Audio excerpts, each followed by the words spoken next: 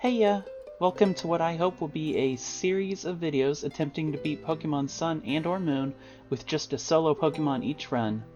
I've been watching a lot of Scott's Thoughts recently, and about a month or two ago I really had an urge to play through with the Kommo-o line.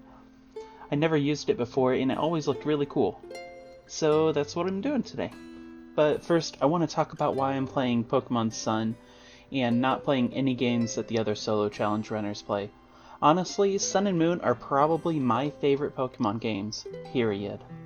It's the last generation that includes every single Pokemon up to that point, and I really like the characters, the music, and the island setting. Why not play the Ultra games, since they're even more feature complete? Well, there is one good reason I'm not playing those. Anyway, the rules. I'll be measuring the time taken to beat the game using the in-game time. The game doesn't necessarily run at a stable frame rate, so measuring in real life time might not be the most consistent. I'll be using most other rules that other people use, which is that I can only use my starter in battle, no items in battle except held items, no glitches, exploits, or save states, and no evasion boosting moves like double team until level 100. I know, real original. Let's move on to the Pokemon for this video, Jangmo-o. I know generally it makes sense to run the 3 starter Pokemon before moving on to literally any other, but this is the Pokemon I really wanted to use for my first run. I'll do the starters in the next few videos. Jangmo-o has a slow growth rate, which can kinda suck, being the second highest required experience at level 100 behind Fluctuating. It's got base 55 attack, 65 defense, and 45 for all its other stats, which puts it on par with most of the other starters. However, it doesn't evolve into Kommo-o until level 35, which is going to take a long while, but thankfully evolves again at 45 into Kommo-o. Those will be nice power jumps in the mid-game that'll be immediately noticeable. Through level up, Jangmo-o will not get access to many good moves on its own. It starts off with the typical Tackle and Lair, then Bide at 9, which honestly will have some use early on, more than I thought I'd ever use Bide. And Dragon Tail at 17, which will be my first non-normal type move. Headbutt at 25 is nice, and for some reason it learns Work Up at 29, the TM you get within an hour of starting the game. I guess Jangmo-o is meant to be caught near the end of the game, so I guess I'm not complaining. It'll get its fighting move on evolution, and yes, I said move, not moves. We'll get there when we get there. Anyway, How's Rowlet goes down in the first battle, but I did have to use a Leer first. Almost lost that one. How is pretty forgiving though. You can actually lose every battle with him up until the final one before fighting the Elite Four. I'm allowing myself to lose battles that you're not required to win. It just means I'm missing out on some sweet trainer boosted experience points. After this fight, I realized I forgot to quit out and edit my Jangmo-o, so I do that and change its ability, IVs, and nature to be a bit more neutral. I only realized when writing this though that Scott's Thoughts actually maxes his IVs, so I'm actually playing on a slightly harder mode this time. I'll do that in future runs then. After the catching tutorial, here's the first How fight I'm just kind of forced to lose, because his Pichu has Charm, which cuts my attack by 2 whole stages. There's nothing I can really do here outside of grinding on level 2 and 3 Pokemon outside for a few more levels, and nobody wants to do or see that. After getting our Pokedex, we head over to the Trainer School. The Trainer School is required in this game, and it can be kinda tough, so I grind up in the grass south of home until most of the way through level 9. There's a trainer with a Pikipek and one with a Metapod, both of which are pretty free. However, inside the school, there's a preschooler with a Bonsly. This is the first trainer that actually requires some strategy. I've only got Tackle, Leer, and Bide, while she only has Copycat, Fake Tears, and Flail. If I try to Leer it, it'll just copy it, same with Tackle. However much damage I do, hers will always be higher. So I try to use Bide on turns when it uses Fake Tears, so when it next uses Copycat, it'll copy Bide, but the turns will be offset so I can get in a free Leer while she's still building energy with Bide. I'm able to beat her after just 2 tries this time, but it honestly took me probably 10 tries while I was first researching this run. After beating the last trainer outside, I get the TM for Work Up, which will be a mainstay for the early game, boosting both attack and special attack. Upstairs I have to face one more trainer, a teacher with both a Magnemite and an Alolan Meowth.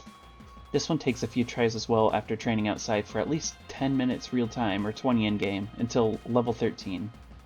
For this strategy to work, I have to Bide twice against the Magnemite, taking a total of 5 Thunder Shocks without getting paralyzed, Then against the Meowth, I have to work up once and get 2 tackles in without it being able to flinch me with Bite. I finally get through after a few attempts and am able to move on with the run. Moving on to Hau'oli City, I take a path to pick up a few specific items: a pearl on the beach, a silk scarf from an old lady, a stardust hidden in the grass, an ether by Ilima's pool, and the TM for Echoed Voice in this grass. This will be an important move for the next part of the game. It's like a normal type Fury Cutter, which gains power every turn it's used. With the silk scarf, it allows me to take out Ilima with ease. Before leaving town though, I have to stop in with the Pokemon Center to talk to the move deleter here. I'm unlearning Workup and Echoed Voice for a good reason. The first trainer on this next route has a Ghastly, and I only have normal moves, so I have to train in this grass for a while. I could either train until level 17 when I get Dragon Tail, or just run out my PP on my 2 remaining moves until I can only use Struggle, which is faster, so that's how I deal with her. After that, I reteach my 2 TMs and move on up. Nothing else of note really happens until the site of the first trial, Verdant Cavern.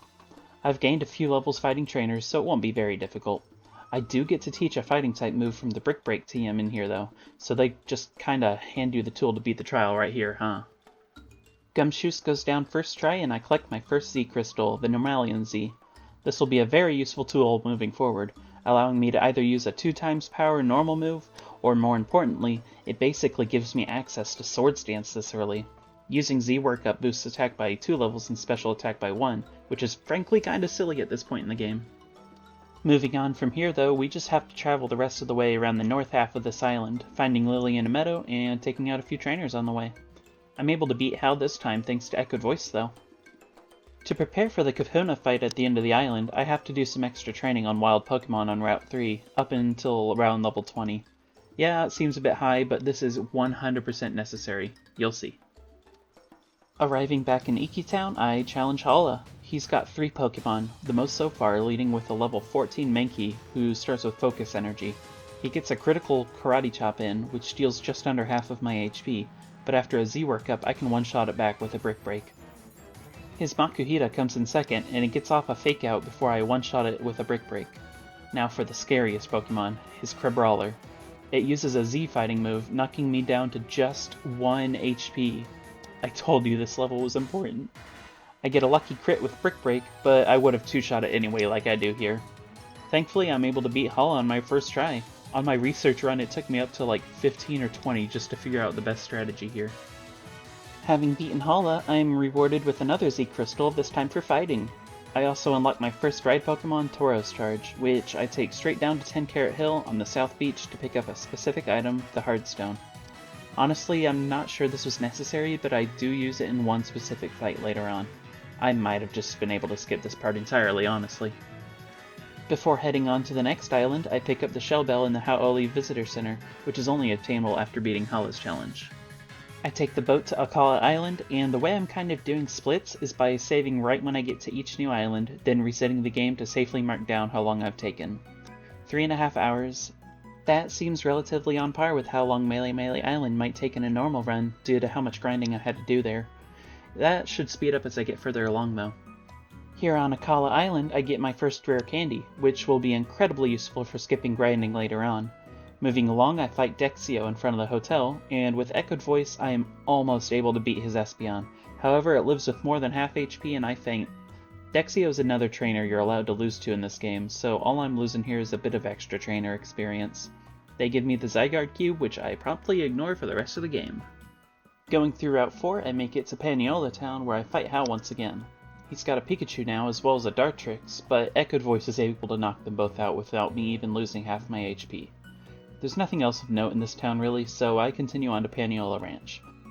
In the daycare I'm able to pick up Hidden Power, which, since I forgot to change my IVs to max, is Ground type, which really isn't yet useful to me. I make my way up to Route 5 and fight Gladion for the first time. I'm running low on PP at this point, so I have to Brick Break type Null instead of continuing Echoed Voice, almost losing me the fight. I make it into Brooklet Hill for the second trial, as well as unlocking Lapras Surf. I have to fight a few underpowered Wishy-Washy here, which don't put up any challenge. Down at the end, the Totem Wishy-Washy waits for me with a +1 defense boost. This won't be a problem, however, since I soften up with a Z Brick Break, then finish it off with a few Echoed Voices while it almost knocks me out with Helping Hand boosted water guns. I lose a little bit of time accidentally rejecting Lana's offer to teleport me back to the start, but I'm able to grab a rare candy on an isolated patch of ground near the entrance of the area. Heading back south of Paneola Ranch, I fight a few more trainers and grab another rare candy behind some rocks on Route 6 before heading into Royal Avenue for yet another rare candy hidden on some I-beams. You can't access the next trial before completing a quick battle royale, so I head in and just focus the Masked Royal's rock ruff to get it over as fast as possible. Afterward, I head up through Route 7 to Wayla Volcano Park, the site of the next trial. Making it up the mountain, I fight this ace trainer with a Kadabra, thinking I'll be okay. My notes do say that a Z headbutt will one-shot him. I'm at level 24. Jangmo-o learns headbutt at 25. Whoops. After fainting and heading back, I sneak past him and pick up the TM for Rock Tomb. This is an essential part of my toolkit for the next part of the game, so I teach it immediately and start grinding up a little bit more to 25 in order to beat this Kadabra. I then head up to the trial proper, where I have to fight Nalil and Marowak, which has Cursed Body, so I have to use Work Up a couple times so I can one-shot it without disabling the only good move I have against it. After that, I have to fight this Hiker's Magmar, which is thankfully a one-shot with Rock Tomb. I then have to go straight into the Totems Salazzle battle, which wouldn't be bad if I had a chance to heal between these three fights. I'm forced to take a KO here after almost one-shotting Salazzle with a crit Rock Tomb, and realized I should have used the Pokemon Center in Royal Avenue. I take the extra long run back, and thankfully I can start the Salazzle fight immediately. It's really not hard due to Rock Tomb dealing so much damage, so I take the win this time, and unlock another Z Crystal and Charizard Fly. I make my way up and around Route 8 on the north half of the island, fighting some more trainers on the way and meeting Golres, who gives me the TM for Flame Charge, which unfortunately I cannot use. All the trainers on the way are easy enough, but on making it to the next trial in Lush Jungle, I am only level 26, which is nowhere near enough to beat the level 24 Totem Lurantis, who has Synthesis and a partner cast form, which can set Sunny Day for instant Solar Blades. I have to train in this northern half of Route 5 for a while, and by a while I mean about an hour of in-game time. I probably could have cut it down a bit since I was running away from any wild Pokemon that weren't Trumbeak or Butterfree, which are the only ones that give worthwhile experience. Maybe if I ever rerun Jangmo-o, I can test it out here to see if knocking out every Pokemon is faster than only knocking out the ones that give more experience. Anyway, I level up to 30, close to 31. I then go into the jungle to start the trial, fighting a Parasect, which bumps me over to level 31, at which point I use my 4 rare candies to get her up to level 35 and evolving into Kommo-o. This boosts my base stat total from 300 to 420, including a 20-point jump in attack and 25 in defense, along with my main fighting move, Sky Uppercut. I wished I looked at my leveled up moves before choosing this Pokemon to play because this is the only fighting move this Pokemon learns by level up. Sure, it gets Focus Blast by TM, but that's not until the final island, and its attack is higher anyway, so I just have to deal with it. I continue on with the rest of the trial, making it to the Totem Lurantis, which is boosted speed, so it always goes first. In my notes, I wrote down that Lurantis gets one-shot by a Z Sky Uppercut, but here it doesn't. I was probably a point or two of attack short, or the damage ranges just weren't working with me for this one. I then have to deal with it using Synthesis over and over, dragging the fight out way longer than it needed to be. I should have just started with Screech. But that's just another note for a potential future rerun. I make it through fine in the end, and grab a Z Crystal that I'll never use. Next stop is the Dimensional Research Lab for some more story, where Kukui just shows off his hot wife for some reason. Like, I get it, man, you don't gotta brag to a bunch of 11-year-olds here. Anyway, I continue south through Diglett's Tunnel, which is wholly uneventful. Just a few more trainers and random encounters. I make it through to Konikoni City, where I pick up a few important items, those being the Lax Incense, the TMs for Bulk Up and Shadow Claw, and all the way at the north here behind the benches is the Eviolite, the beautiful purple stone. I equip it immediately. Olivia's Probopass tells me to go southeast to the Ruins of Life, and I make my way there through Memorial Hill, fighting a few extra trainers and picking up a spell tag on the way that I just now realized I didn't need to. Hey, another couple extra seconds saved in the future. I eventually make it to the Ruins of Life, where Plumeria corners me and is mean to me, and I knock out her Golbat and sland it easily with Rock Tomb. Or I would if I weren't hitting myself in confusion, almost knocking myself out. Anyway, I continue on. Lily heals Kommo-o, and I fight Olivia in Akala Island's Kahuna battle. She uses Rock-type Pokemon, and I have an Eviolite. I'm able to knock out her 2 sturdy Pokemon in 2 hits each, and her Lycanroc in 1 hit with Sky Uppercut. Nice to be able to clear a Kahuna without any trouble this time. I'm told to go to the Hano Grand Resort, where an Aether Foundation admin tells me I get a free tour of their facility. Which means when I regain control, I immediately start snooping around and find myself another rare candy. I head back up to the preservation area where a Nihilego comes in through a wormhole, which I promptly deal with using Sky Uppercut again. Hey, at least it's a useful fighting move, not stuck with Brick Break. On the way out, Wick gives me a Psychic TM, which I won't be able to use, but it's nice to know I'll get it in every playthrough moving forward at the same point. After we take a boat over to Ula Ula Island, Hao accosts me again for yet another rival fight. This time I'm not so lucky, since he now has a Psychic-type Alolan Raichu, as well as a Flying-type Dartrix, which are able to knock me out pretty quickly. At least Hao doesn't hold you hostage till you beat him, I guess? Alright, new split, 6 hours 46 minutes, with a segment time of 3 hours and 14 minutes. Almost a third of that is taken up by grinding before the grass trial, so yeah, maybe that's something I should clean up in the future. But beating 3 trials in a Kahuna in the same time as the first islands, 1 trial and 1 Kahuna, that's pretty good. We're making decent time. Moving on to the Pokemon Center to sell everything I can so far, I buy myself the TMs for Aerial Ace, Bulldoze, and Swords Dance, all of which I'll need later on. I head into the Melee Garden for some story stuff, just fighting a few extra trainers. We'll skip it for now. Lily takes me to the library, which gives us some more lore about her Cosmog, after which I head north to get a little more experience fighting poison Pokemon and an extra nugget. Nothing much else happens here. I head back down after to Route 10, which leads up to the next trial. I've got to find 8 Stuffle for this lady on this route to get 15,000 extra Pokédollars, which I may not actually need, so there's maybe another minute time save. After a few more trainers, I'm allowed up onto Mount Hokulani, where I head south to fight a few more trainers and grab myself yet another rare candy. To get into the trial, I have to fight Mullane at the entrance, where I set up a few bulk ups against his Skarmory in order to more easily beat the Metang following it. The Alolan Dugtrio would have gone down in 1 hit anyway, probably. Inside, I head straight back to Sophocles to start the electric trial. Here you've got to fight a Grubbin, then a couple Chargerbugs, before the Totem Vikavolt fight starts proper, and hooray, I've been paralyzed! Thankfully, I'm able to power through it and 3-shot the Vikavolt with Rock Tomb, only being fully paralyzed once, then finishing off the Chargebug, after being fully paralyzed a couple more times and missing a few times. I feel like I was probably getting real frustrated, almost losing here. I get another couple Z Crystals, the steel one of which I use about 1 time total in the run. I fly back down to Melee City and head back into Melee Garden to fight the leader of Team Skull, Guzma. He's got a Golisopod and an Ariados, which also fall pretty easily to Rock Tombs. Easy enough. After this, I'm able to head south to Route 11, where I just pick up a few items to sell and move straight on to Route 12.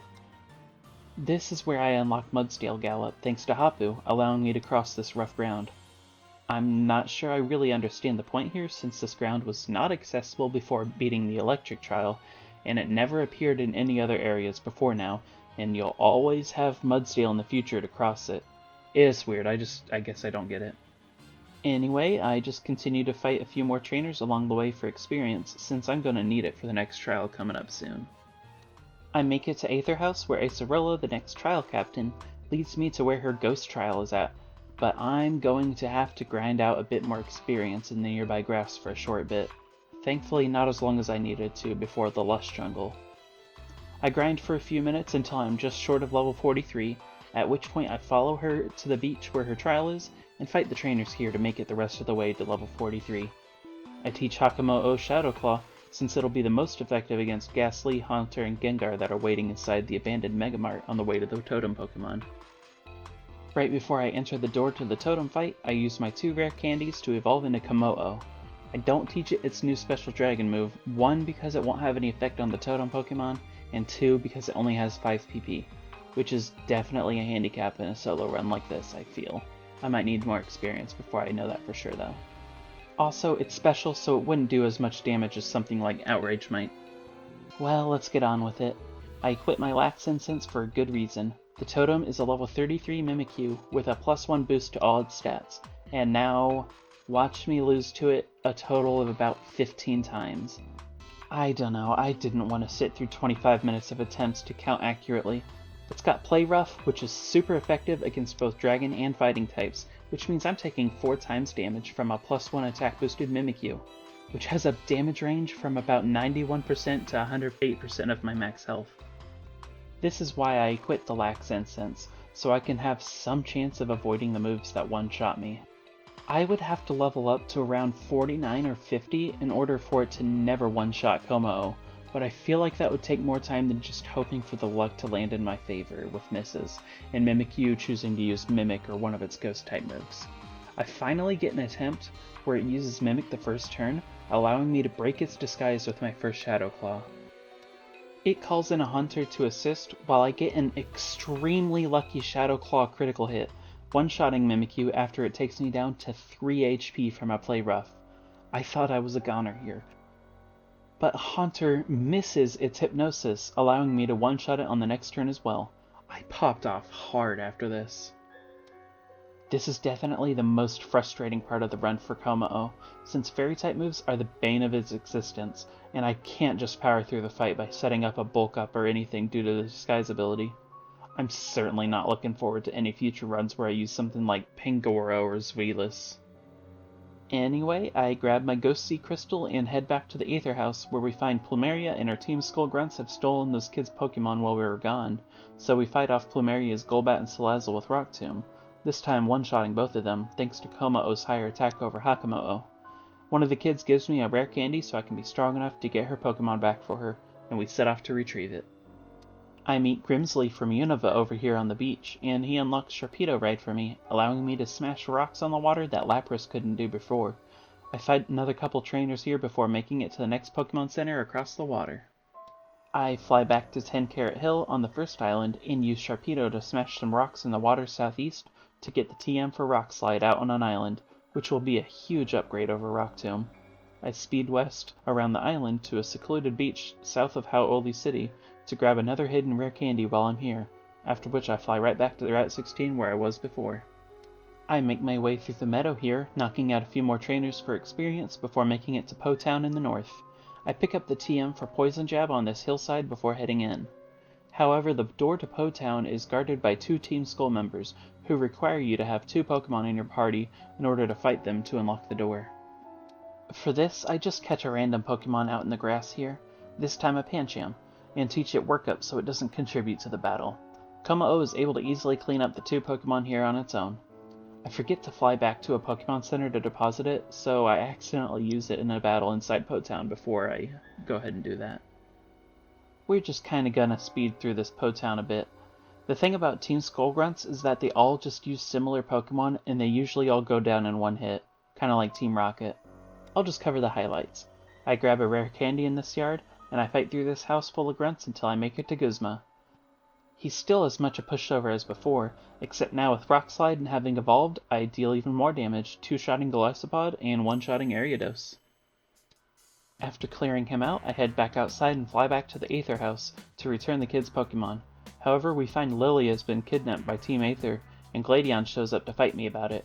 He's also a pushover at this point, but fun fact, this is another battle you're allowed to lose, since he admits afterward he only fought you because he's mad Lily got kidnapped and took it out on us.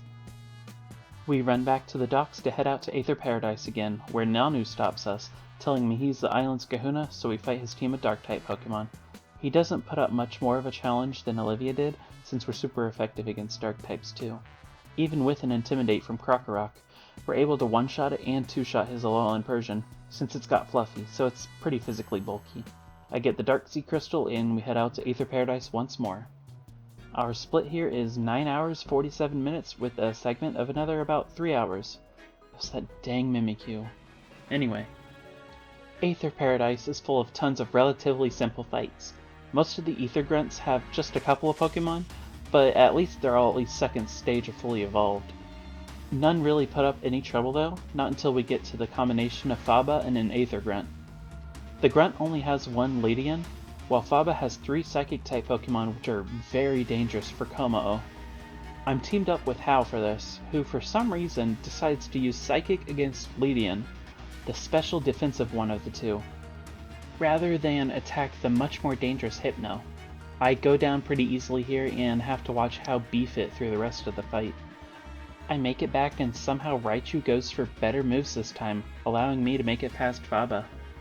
There's just a few more trainers left here, including Guzma, where I just set up a Z bulk up and sweep his entire team with Oko rock slides. Past him is Lusamine, and this fight is also losable. If I'm able to get past her Clefable's Moonblast, I should easily clean up her team, and she also one-shots with Moonblast. That's a good chunk of experience I'm missing out on here, but I'm not too worried about it. I'll have another chance later to get revenge on her. Anyway, we're in the last stretch of the game now on Pony Island.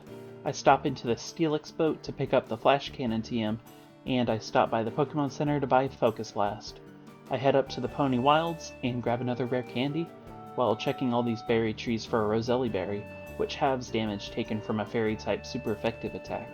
Out of 3 berry piles, I get 0 Roselli Berries. I have strategies for fights these would be useful in otherwise, but it would have been nice to have the option. In the next area, I unlock Machamp Shove, which unlocks a few good extra areas on each of the previous islands, but today all I'm getting is another rare candy in the Lush Jungle area. I go do the whole Executor Island segment, but there's nothing worthwhile to cover here, so I'll skip ahead to the next major fight, Kahuna Hapu at the entrance to what is essentially Sun and Moon's version of Victory Road, Fast Pony Canyon. Hapu is a ground-type specialist, and I actually have a little bit of trouble with this fight. Her Dugtrio sets up Sandstorm while I knock it out in one hit, if I don't miss due to Sandbell, and the Flygon gets a good hit in on me too. In my notes I've written that a Z Focus Blast should one-shot her Mudsdale, which is pretty physically tanky, but no, I leave it with a sliver of health, not once, but twice. On the third time, I'm able to one-shot it, and all I had in my notes for Gastrodon is Gastrodon Easy. Thought I could just one-shot it, forgetting that no, Gastrodon is not in fact easy, as it spams recovery anytime I get it low, and I'm too tunnel-visioned on getting the fight over with that I forget I have Swords Dance, which could have probably won the fight for me. I go back to fight her one last time, this time remembering to Swords Dance before attacking, since I still have a few turns before she's able to KO me.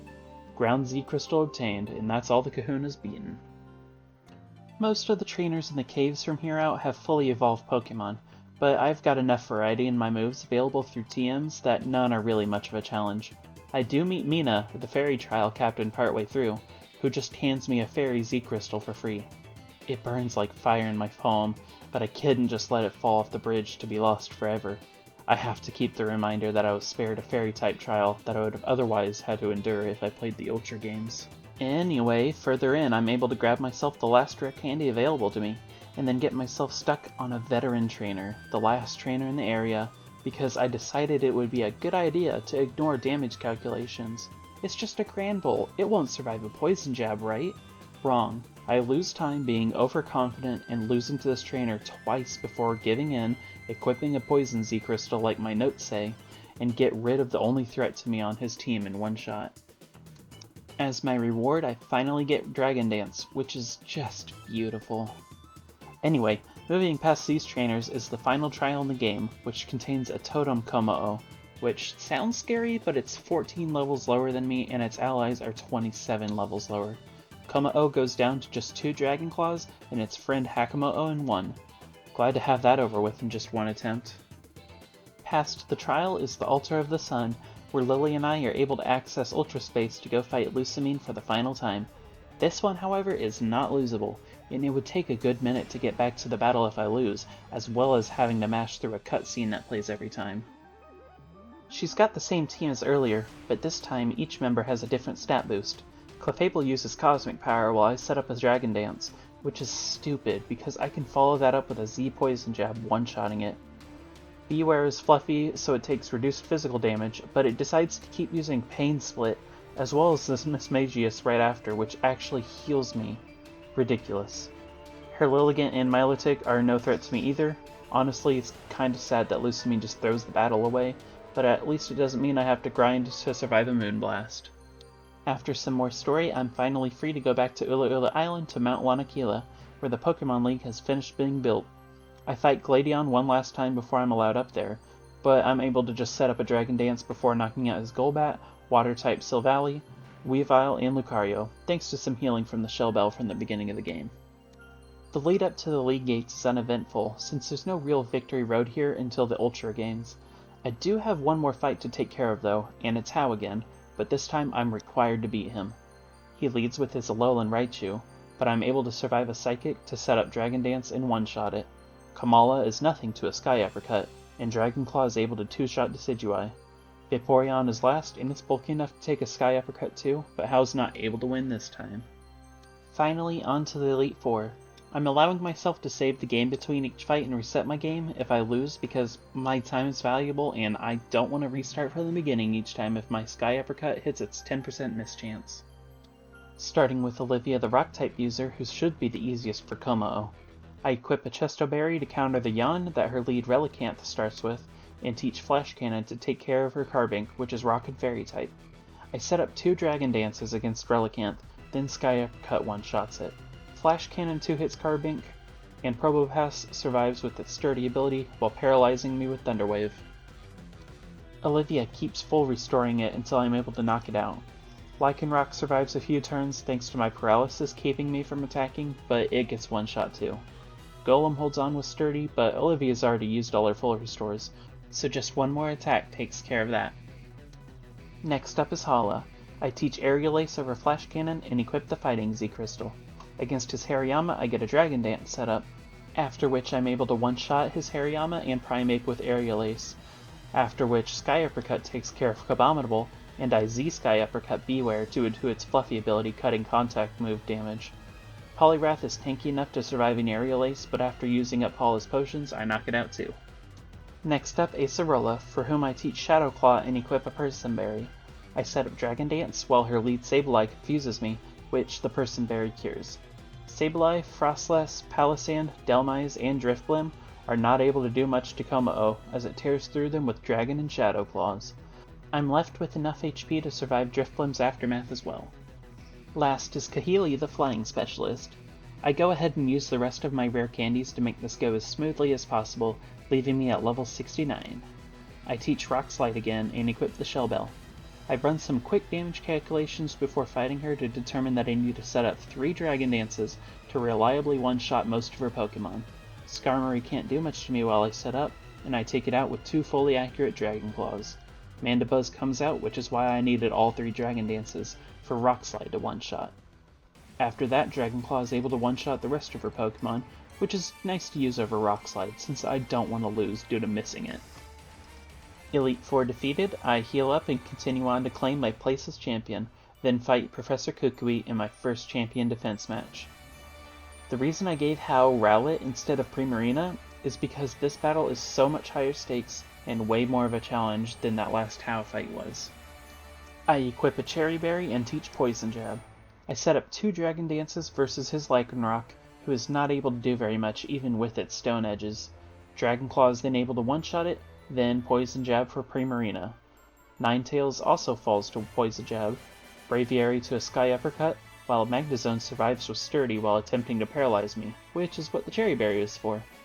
Kukui doesn't heal it, so I finish it off while one-shotting Snorlax with Sky Uppercut, giving me the win against Kukui, finishing the run. I'm not able to save the game until a good 25 or so minutes of cutscenes and credits later, but I'm not going to take the time to figure out what to deduct from that, so I'm just going to use the final save after all the credits, which leaves me with a final time of 13 hours and 30 minutes for the Kommo-o line to beat the game with. Well, that was really fun. I'm glad I went ahead and just tried this out, and I'm actually kind of excited to try out some more Pokemon. I think for sure next time will be Decidueye, then Incineroar and Primarina, but after that, who knows? I might want to try out a legendary Pokemon, or put it up to a vote. I'm also considering a rule that if I encounter a shiny Pokemon in a run, then that will have to be the next one I'll do, as long as I'm not in the middle of a set like the starters. Let me know if I could have done any better, and definitely if you've done better yourself. I really could have saved a good maybe 10 to 30 minutes to pointless item gathering, being overconfident against trainers, and just getting overall better luck on some of the tougher battles. In any case, I hope you had fun watching. I have no idea when I'll get the next one out, but I'll put a post out when I know for sure. Stay safe out there, and watch out for dealing on your drive home.